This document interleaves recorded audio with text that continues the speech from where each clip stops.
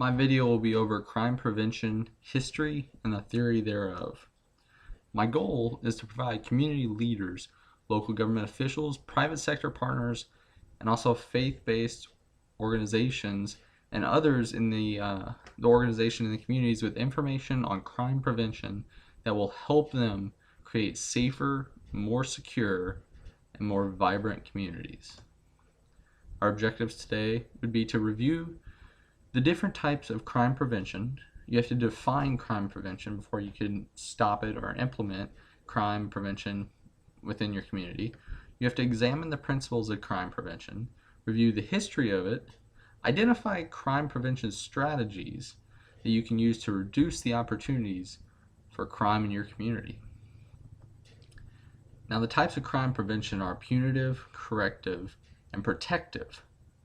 Now, some of the punitive crime prevention strategies are implementing criminal laws, implementing law enforcement personnel, using organizations such as Crime Stoppers, and going through the judiciary system such as courts and jails and prisons.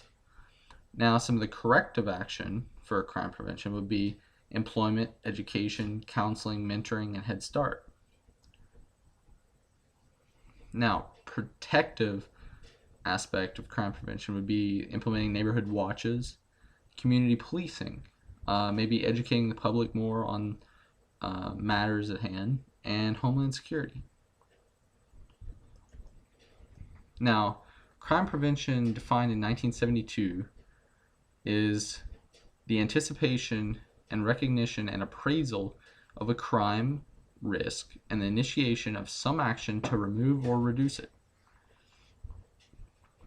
Now, crime prevention is proactive rather than reactive. So proactive would be do it before something occurs, like push it out there so that everyone is kind of prepared or has a hand on the matter, instead of doing something where reactive would be where you respond to something that happens afterwards. So proactive policing attempts to prevent the crime from occurring in the first place, and reactive policing responds to crime after it has occurred. Now, crime prevention changed the definition around 1990. It was determined as a pattern of attitudes and behaviors directed at reducing the threat of crime and enhancing the sense of safety and security to positively influence the quality of life in our society and to develop environments where crime cannot flourish. Some principles of crime prevention would be everyone's business, more than security, a responsibility of all levels of government, not just, law enforcement, whatever else, county boys, anything. You have to have a linked with solving social problems, and it has to be cost effective. You can't just go out there and implement crime preventive measures and expect all the citizens to raise a bunch of money, increase taxes and everything, something that you can't actually handle within your community. It has to be cost effective. Now, principles of crime prevention continued is it has to have a central position in law enforcement, cooperation among all elements of the community, civilians, your neighbors, neighborhood watches, individual organizations, organizations that are in the community like Neighborhood Watch, etc., and law enforcement. You have to have education on the matter at hand. You have to tailor to local needs and conditions, because like a rural area is going to have crime that's different from like an inner city area. You have to have continual testing, and you have to improve your prevention strategy. Now, crime prevention.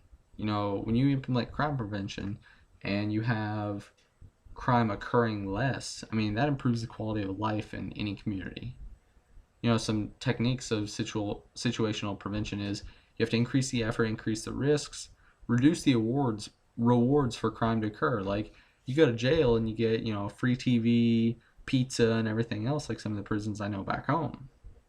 Now you have to remove the excuses for why they committed the crime as well. Now, community policing, which this is the definition thereof.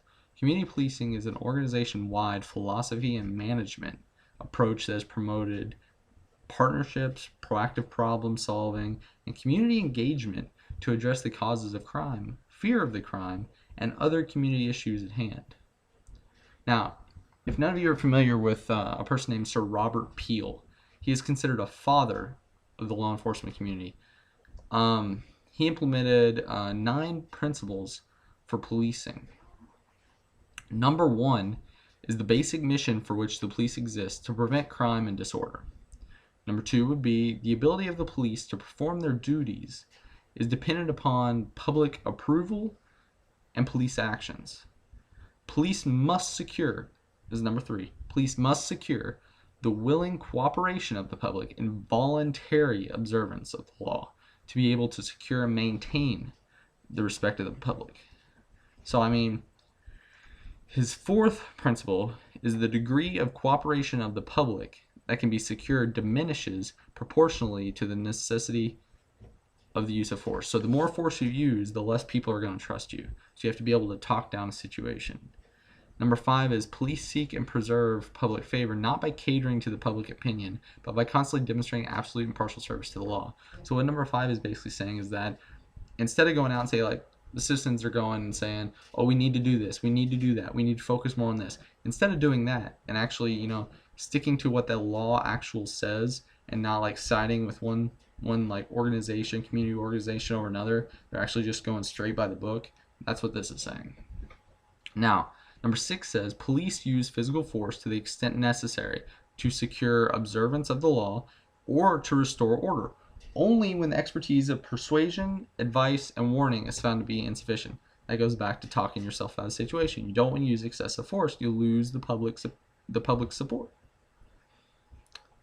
Now, 7, police at all time should maintain a relationship with the public that gives reality to the historic tradition. The police are public, and the public are the police. The police being only full-time individuals charged with the duties that are incumbent of all citizens. Citizens help each other. That's what this is getting at. Police should always direct their actions strictly towards their functions and never appear usurped to the powers of the judiciary. So basically, they can't be judge, jury, and executioner. They have to do their job and let the judiciary and the judge, go on with it later on. Now, number 9, the final one, the test of police efficiency is the absence of crime and disorder, not the visible evidence of police action in dealing with it. Now, some crime prevention strategies. In the communities, you can start neighborhood watches. You can institute community beautifications, make it look better. Higher morale. You could organize voluntary resident patrols, neighborhood watches. You could have demonstrate against landlords who support illegal activity. You could make young people or youngins part of your neighborhood improvement activities. Draw more young people into helping the community. You could organize annual community events and make sure your local newspaper covers good news by your neighborhood. Kind of a propaganda thing going on there. But all in all, that's the end of my slideshow for crime prevention, history, and the theory thereof. I hope you got some good info out there, and thank you very much.